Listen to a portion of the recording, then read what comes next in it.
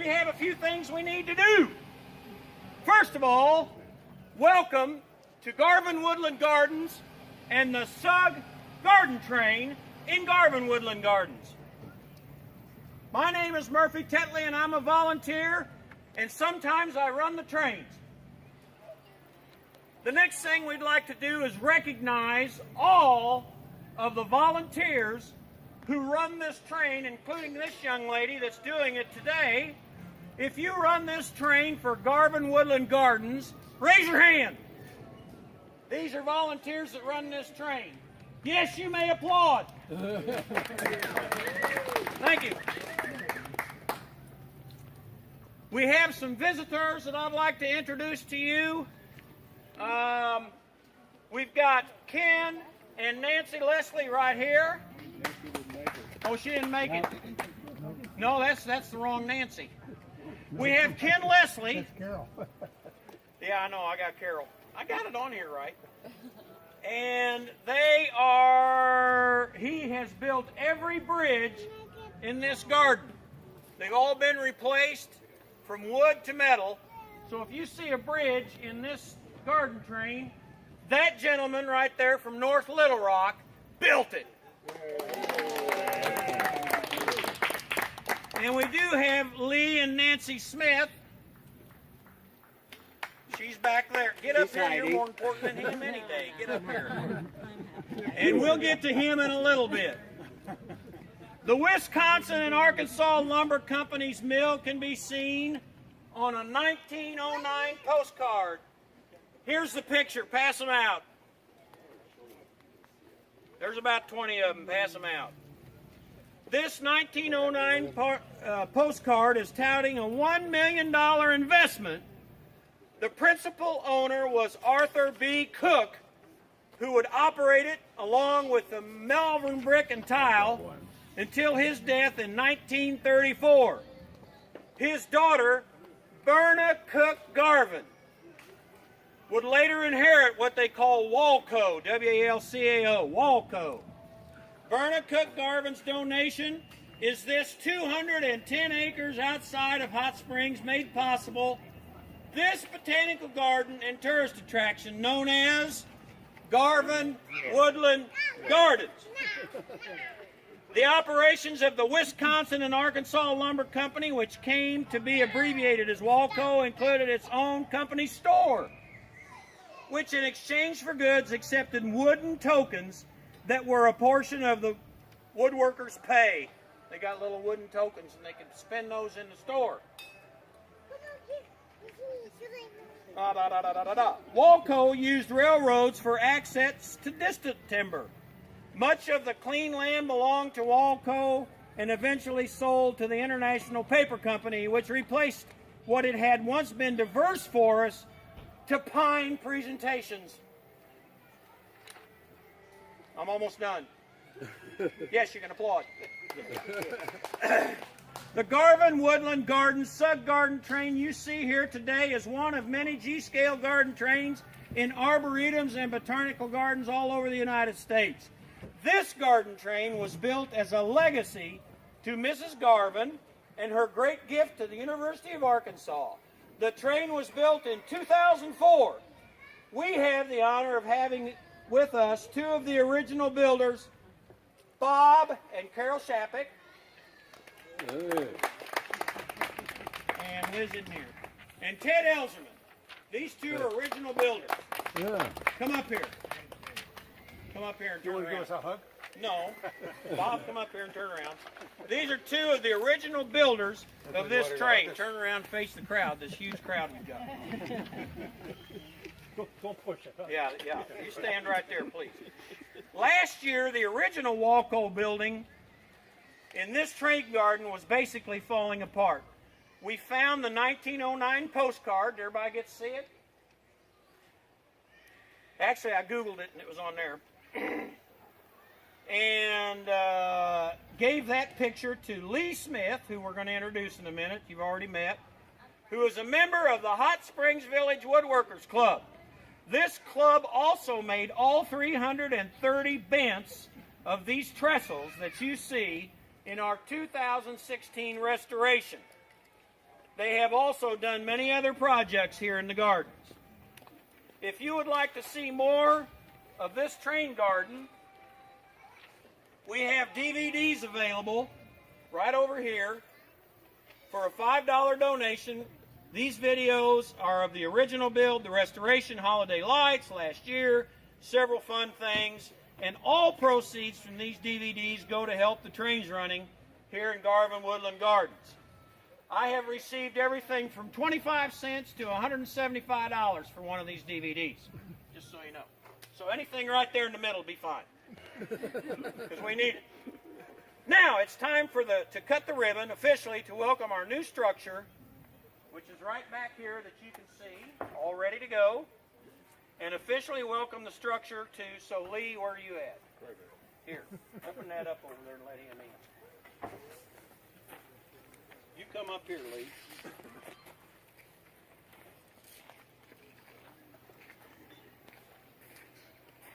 I realized I was going to do the cutting here. You're going to do the cutting. All right. There. Now you go up that line right there. Now, just a minute. Just a minute. Just a minute. Huh? Want us to rotate? No, I want you guys up here too with us. You don't have to come up here, but just stand right in there for the ribbon cutting. Turn around this way. We're working on it. We're working on it. Okay, look. Let's take a picture. He's with what, the Hot Springs Gazette or something, or no? Not yet. Don't cut it. I'm not cutting. Just pretending. Okay. All right, now. Okay. There's one very important thing we must do before we cut the ribbon.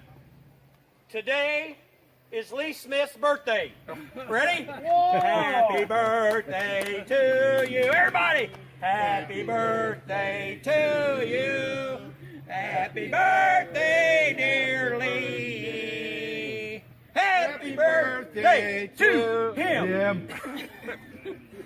Happy birthday. Thank you. And now he is going to cut the ribbon for the WALCO.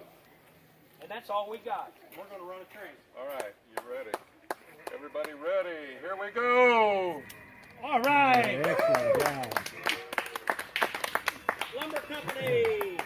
Thank you, sir.